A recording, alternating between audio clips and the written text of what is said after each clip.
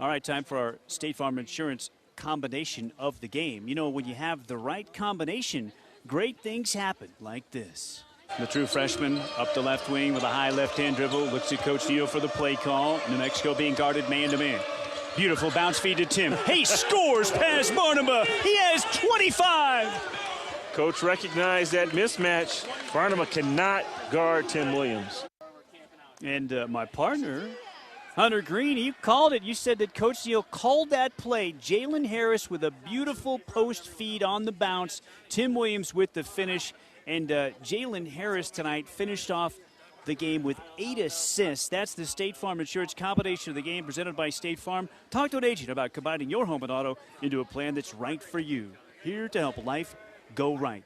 State Farm. Jalen Harris did a great job of feeding the post tonight. Oh, yeah, he did, and wound up with 8 assists.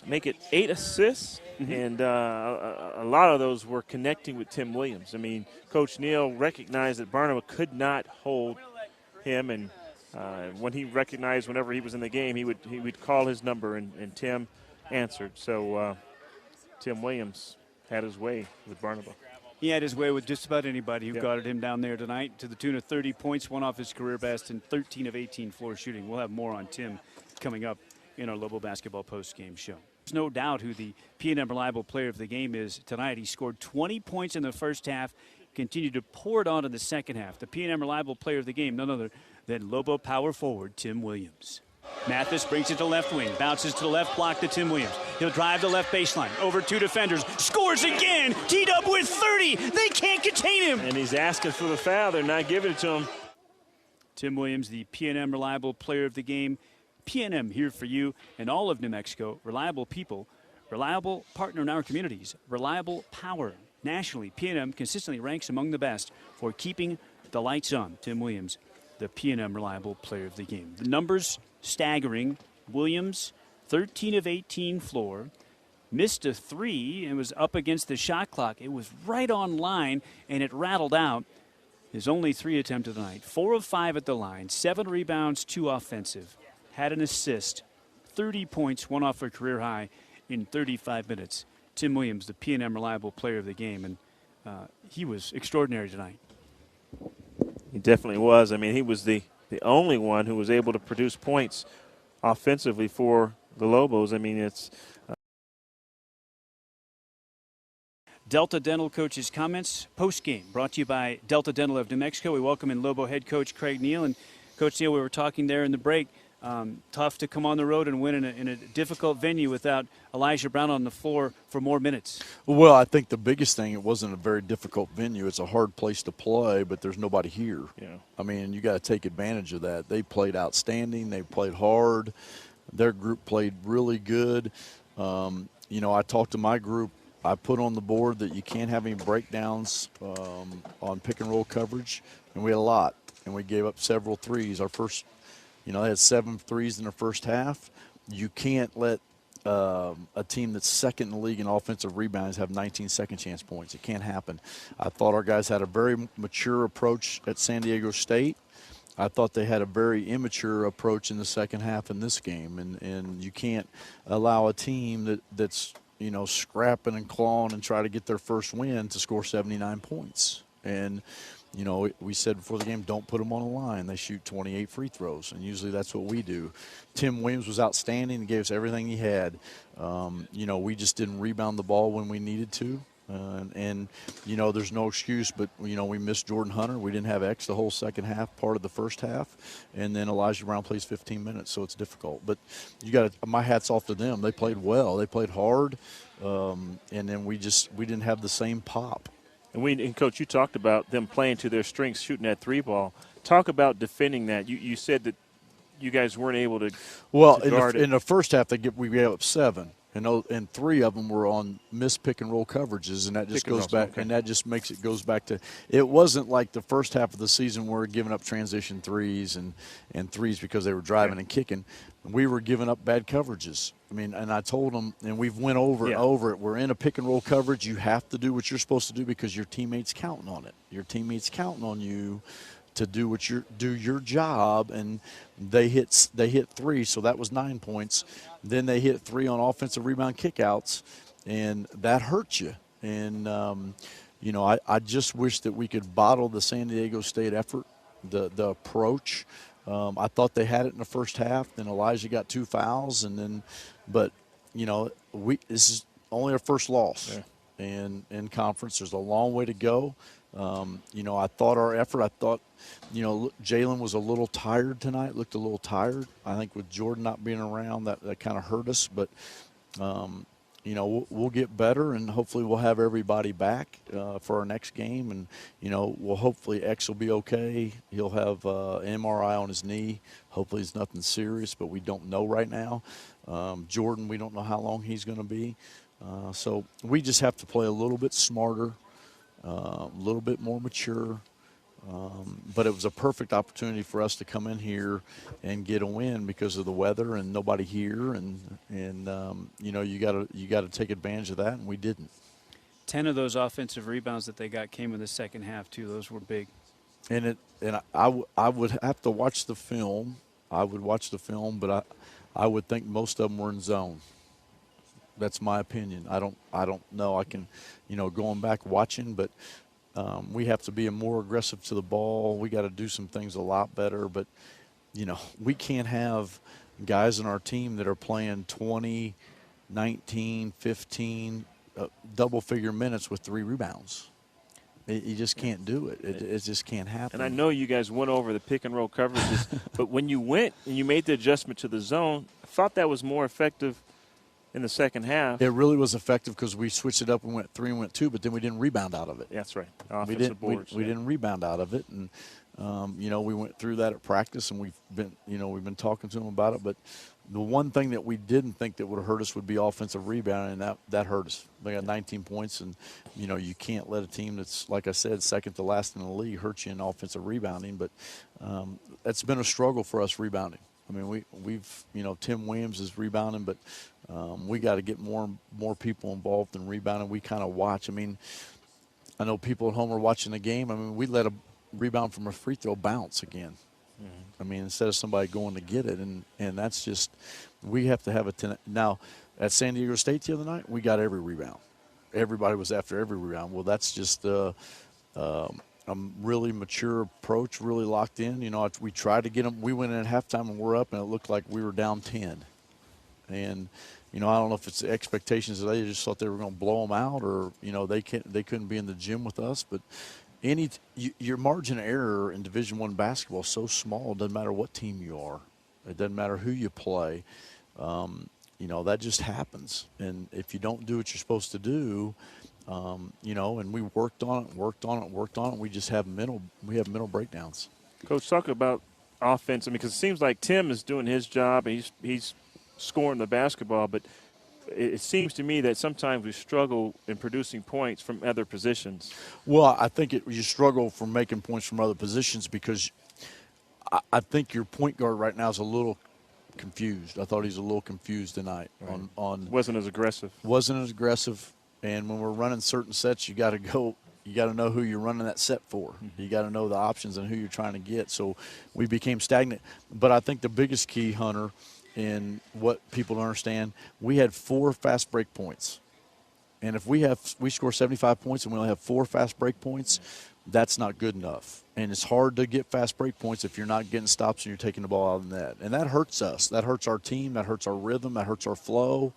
And then we have to try to grind it out. Well, if you have to try to grind it out, then you better be able to guard. You can't come in here and give them 79 and you hold San Diego State to 62. Doesn't matter on tempo or how many possessions they have or whatever, but you can't hold San Diego State to 62 and then give up 79 today. You're not going to win on the road. You give up 47% from 2 and 45% from 3. It's not going to work. That big rebounding margin you had against San Diego State was all in the second half. They did it all in the second half. Now here tonight, it was we didn't opposite. Get any rebounding. Yeah. What I wanted to ask this because you said we went 3, we went 2. You used both of those zones, and they didn't rebound well enough out of either of them. What are the principles in terms? How do they get better rebounding? Put a body on somebody and go get the ball. It's not coaching. It's not X's and O. hey, go knock somebody out that's in your area and then go get the rebound. I mean, rebounding and guarding there's a lot of philosophies. There's a lot of strategy. There's a lot of things on pick and roll coverage. There's a lot of things on help defense. There's a lot of things on rebounding, but rebounding and defense becomes toughness and effort, mental toughness, and going to do it. And you can watch the tape and go through it, and we just watched them. I mean, they didn't have a size advantage. They weren't bigger than us, but they were just more physical than us, and they were quicker to the ball. And they did. I thought they adjusted in the second half, especially in double teaming and triple teaming Tim. But then, of course, once you shifted sides of the court, because it seemed to me that Tim had trouble with that side. We brought him over here. Yeah. We got the thing that he's really good at. What we had some. He got hit in the mouth and he came back in and he missed a wide open jump shot on the free throw line. Then he missed a wide open jump shot and it was 57-57. He missed 2 shots right there, which he makes. He's going to miss shots. Yeah. He can't make every shot. And then they go down. McEwen gets fouled in bonus, because we grab him and hold him. He goes to bonus. He makes 1 or 2. We come back down. He misses another one. We come back down. And then it's offensive rebound 3, and then 60-57. So, I mean, it's just those little things that we've got to continue to work on. But it all goes back to we got to rebound the ball, and we got to guard, and we got to know what our responsibilities are because all 5 guys have to be on the same page. What about this late start? You've got another one coming up, 9:15 against Nevada. You've got 3 more on the schedule this year. It's what it is. I mean, when you have a good team, they're going to put you on TV, and we've got 2 really marquee players, and we got a good team. We can't have little bumps in the road where our maturity falls backwards, and our play and our effort and our concentration and our focus goes backwards. You can't have, if you want to win a championship, you can't have those.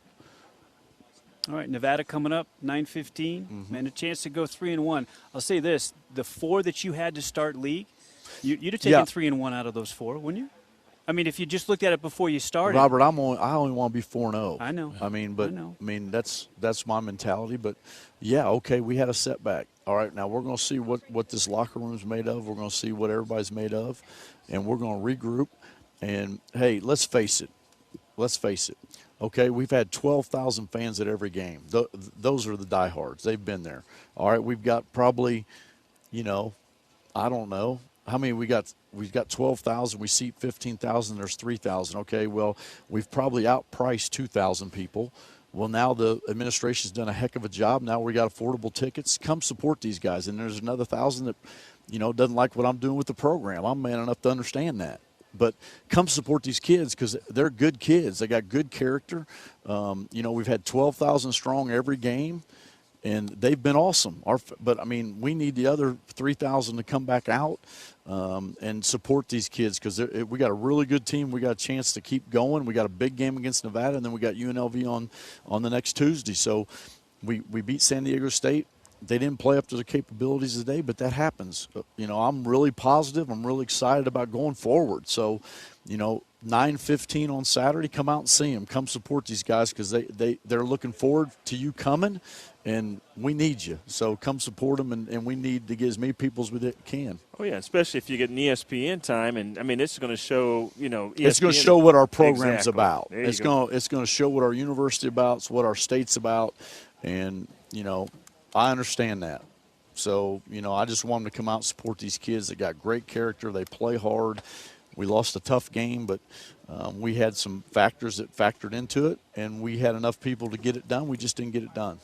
Love to see 15-4-11 for the Saturday night game against Nevada. That'd be terrific. Yeah, I just want I think it's been tremendous. I mean, we've had our students are out, so that's part of it, and I hope they had a good holidays, and we need our students, but we need to get as many people as we can in there, and I understand it all, and I think we need to get people in there to support these kids because they're good kids, and that's one reason why they came here. I'm going to share this with you. Elijah just put out on Twitter, he said, "My bad, got to be smarter so I can be out there to help my team. It's on me. Thank goodness we go again on Saturday." That's what you want to hear, right? Be smarter.